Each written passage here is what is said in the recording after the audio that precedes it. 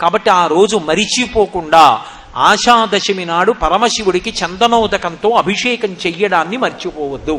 బాహ్యంలో పరమశివుడికి చందనం ఉదకంతో అభిషేకం చేస్తే ఒక ఫలితం ఉంటుంది.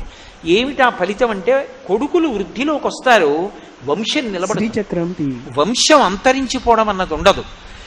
చందనోదకంతో నియమంగా అభిషేకం చేసేటటువంటి వాళ్ళ వంశం ఆచంద్రతారార్కం వర్ధిల్లుతుంది. 2, కొడుకులు వృద్ధిలోకి వస్తారు సంతోషంగా.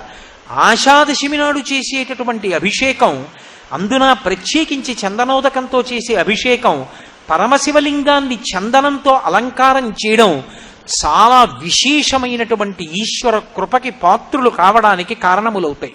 కాబట్టి శ్రావణమాస శుక్లపక్షంలో వచ్చేటటువంటి ఆషాదశమి తిథిని అందరూ కూడా సక్రమంగా వినియోగం చేసుకుని ఆయన యొక్క అనుగ్రహాన్ని పరిపూర్ణంగా పొంది అన్ని విధాలా జీవితంలో వృద్ధిలోకి రావడానికి దాన్ని హేతువుగా మలుచుకోగలిగినటువంటి ప్రజ్ఞని అంకురింప చేసుకోగలగాలి.